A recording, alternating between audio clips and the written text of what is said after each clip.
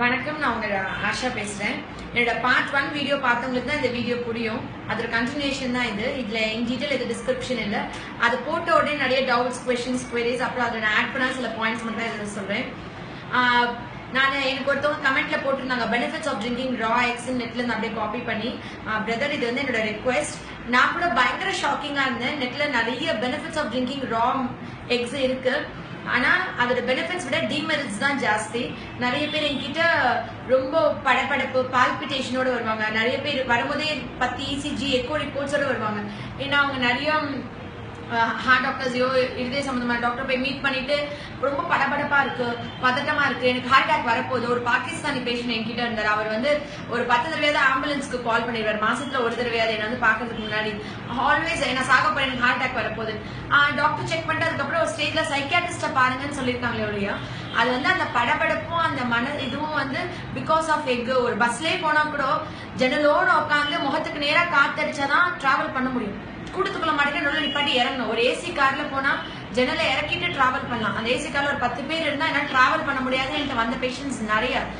நீங்கள் பஸ்ல ஜன்னலோட சீட் பிடிக்கிற எல்லாரும் ஏன் நம்ம ஜன்னலோட சீட் பிடிக்கிறோம், ஏன் காத்தடிக்கிறது நம்மளுக்கு அவ்வளவு நெசசரியா இருக்கு, ஏன் தலை சுற்ற மாதிரி இருக்கு, வாமிட் வர மாதிரி இருக்கு. நிறைய பேர் இரிட்டபிள் பவலுக்கு ஒரு மெயின் ரீசன் சாப்பிட்டே மோஷன் போறேன்றது. ஆனா என்ன சொல்லுவோம், இரிட்டபிள் பவல் தனி ப்ராப்ளம், லங்ஸ் தனி ப்ராப்ளம், வீசிங் தனி, ஆஸ்துமா தனி, இப்படின்னு இல்லாம இது எல்லாமே எக்கோட பேட் எஃபெக்ட். நம்ம தலைமுறை ஒரு 2 தலைமுறைக்கு முட்டையை நம்ம தவிர்த்தோம்னா சித்தர்கள் காலத்துல முனிவர்கள் காலத்துல இந்த மாதிரி நம்ம எல்லாம் ஆரோக்கியத்தோட ஹெல்த்தியா ஆயிடலாம். சரிங்களா? நிறைய பேரு ஸ்ட்ரெஸ், ஆங்ஸைட்டி, ரொம்ப கோபம், எரிச்சல் ஜென்ஸ்க்கு ஏன்னா அவங்களால கன்வே பண்ண முடியாது. என்னன்னு உயரமான தலகாணி வச்சு பட்டுதான் பெட்டரா இருக்கு, எந்திரிச்சுட்டு குனிஞ்சு உட்காந்துதான் பெட்டரா இருக்குன்னு சொல்லியிருக்காங்க. அதே மாதிரி சிம்பிளா சொல்றேனே, என்கிட்ட நிறைய ஜுவினைல் டயபெட்டிஸ்னா டைப் 1 சுகர்ல பெரியவங்களுக்கு வருது, டைப் 2 குழந்தைங்களுக்கு வந்து ஜுவினல் டயபெட்டிஸ் இல்லையா. ஒரு ஃபேமிலில இருந்து 5 பேர் வந்தாங்க, 5 பிள்ளைங்களும். அந்த அம்மாட்ட கேட்டேன், 5 பிள்ளைங்களுக்கும் சுகர் இருக்கு, ஏன்னா என் அப்பா அம்மாக்கு இருக்கு, எனக்கு இருக்கு, என் பிள்ளைகளுக்கு இருக்கு. நான் அப்ப கேட்டேன், குழந்தைங்களுக்கு தாய்ப்பால் எவ்வளவு நாள் கொடுத்தீங்கன்னு. அவங்க சொன்னாங்க, நான் தாய்ப்பாலே கொடுக்கல, எனக்கு பால் இல்லாதனால 5 பிள்ளைகளுக்கும் தண்ணி கலக்காத பசும்பால் கொடுத்தேன், என்கிட்ட கறவை மாடு இருந்துச்சு கொடுத்தேன்னு பெருமையா சொன்னாங்க. ஆனா அந்த 5 குழந்தைங்களுக்கும் ஜுவினல் டயபெட்டிஸ் வந்ததுக்கு காரணமே பசும்பால் தான். இதெல்லாம் எந்த டிவிலயாவது எந்த டாக்டர்ஸ் அது யாராச்சும் குழந்தை பிறந்தாலே பசும்பால் கொடுங்கன்னு சொல்றோமா? ஆனா பசும்பால் ரொம்ப சத்து. நீங்க ஏன் நினைச்சுக்கிறீங்க? பசும்பால் இருக்கிற புரோட்டீன் வந்து குழந்தையோடைய கணையத்தை அழிச்சு இன்சுலின் சுரக்கிறத தடுக்க முடியும். அந்த குழந்தைங்களுக்கு தான் ஜுவினல் டயபெட்டிஸ் ஹையஸ்ட் ரிஸ்க். குழந்தை பிறந்தா 6 மாசத்துக்கு தாய்ப்பால் தான் கொடுக்கணும். தாய்ப்பாலோட அவசியத்தை எவ்வளவு சொல்லி தரும். தாய்ப்பால் இல்லையா நீங்க லாக்டோஜன் உங்க பீடியாட்ரிஷனை கன்சல்ட் பண்ணிட்டு அதுக்கேற்ற சாப்பாடு கொடுங்க. குழந்தையால வந்து கவுஸ் மில்க டைஜஸ்ட் பண்ண முடியாது. நிறைய பேர் என் குழந்தைக்கு லாக்டோஸ் இன்டாலரன்ஸ் இல்ல, நான் அப்ப பசும்பால் கொடுக்கலாமா? Not before 6 months. தாய்ப்பால் தான் 6 மாசத்துக்கு அவசியம். தாய்ப்பால் ஊர்லன்னா ஊறதுக்கான வழியை பண்ணுங்க. நான் பார்த்திருக்கேன் நிறைய சிட்டியோ கிராமமோ நிறைய டெலிவரி ஆன உடனே அந்த ஹாஸ்பிட்டல்ல அந்த அம்மா பால் இல்லைன்னா எழுத்தாப்புல இருக்க டீ கடையில போய் பாலை ஆத்தி கொண்டு வந்து அந்த குழந்தைங்களுக்கு கொடுத்ததை என் கண்ணால பார்த்திருக்கேன். எவ்வளவோ போய் சொல்லியிருக்கேன். சரிங்களா?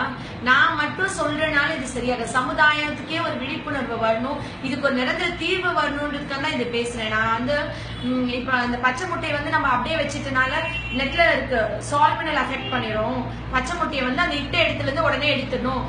சுகாதாரமா இல்லாத இடத்துல இருந்தா சால்மனல் இன்ஃபெக்ஷன், அதனால நிறைய டிசீசஸ் வரும் தான் போட்டிருக்காங்க. சால்மனல்ன்றது ஒரு கிருமி, அதனாலதான் வருதுன்றாங்க. அது மட்டும் இல்ல, அப்புறம் காக்சாக்கி வைரஸ் இருக்கு பசும்பால்ல. அது வந்துட்டு குளூட்டமிக் ஆசிட் டிகார்பாக்சிலேஸ் மாதிரி இருக்கும் அதோட கோட்டிங். அது வந்து இன்சுலின்ல பான்கிரியாஸ்ல இருக்கிற அந்த கோட்டிங் மாதிரி இருக்கும். அது போய் அதை அழிச்சிரும். அதனால இந்த ஆராய்ச்சி, இந்த மெடிக்கல் இது சயின்டிபிக்கா நான் பேசவே வரல. சரிங்களா? சயின்டிபிக் ரிசர்ச் கிடையாது என்னோட ஸ்பீச் பாமரனுக்கும் போய் சேரணும். குழந்தை பிறந்தா 6 மாசத்துக்கு தாய்ப்பால் தான் கொடுக்கணும், பசும்பால் கொடுக்க கூடாதுன்னு மூளை முடிச்சுல இருக்கிற எல்லாருக்கும் விழிப்புணர்வு வரணும். இந்த வீடியோ பாக்குறவங்க பக்கத்து வீடியோ, முன்னாடி வீடியோ, பின்னாடி வீடியோ எல்லாருக்கும் சொல்லணும். யாரும் பச்சை முட்டை குடிக்க கூடாது. முட்டை நிறைய சாப்பிட்டா ரொம்ப படபடப்பு, டென்ஷன், மனசோர்வு, டிப்ரெஷன், ஸ்ட்ரெஸ், ஆங்ஸைட்டி, ரொம்ப மனக்குழப்பம், தூக்கமின்மை, உடல் சோர்வு இதெல்லாம் டெவலப் ஆகும்ன்றதுதான் என்னுடைய அவேர்னஸ். ஃபர்ஸ்ட் வீடியோ பார்த்தீங்கன்னா தான் இது புரியும் உங்களுக்கு. அதே மாதிரி குழந்தைங்களுக்கு நிறைய சாக்லேட்ஸ், பாட்டில் ட்ரிங்க்ஸ், எல்லா காய்கறிகள் கொடுங்க, எல்லா பழங்கள் கொடுங்க, வீட்டில் சமைச்ச சாப்பாடு மேக்சிமம் கொடுங்க. இதுதான் என்னுடைய அட்வைஸ். என்னோட நெக்ஸ்ட் வீடியோல அந்த பேரண்டிங் பார்ட்லாம் நான் நிறைய மிஸ் பண்ணிட்டேன்னு நிறைய கேட்டிருந்தீங்க. கண்டிப்பா பேரண்டிங்கோடைய கண்டினியூவேஷன் நிறைய வீடியோஸ் இருக்கு. அதே மாதிரி ஹெல்த், டயட், பெனிஃபிட்ஸ் எல்லாத்த பத்தி அடுத்த வீடியோஸ்ல வரும். நன்றி.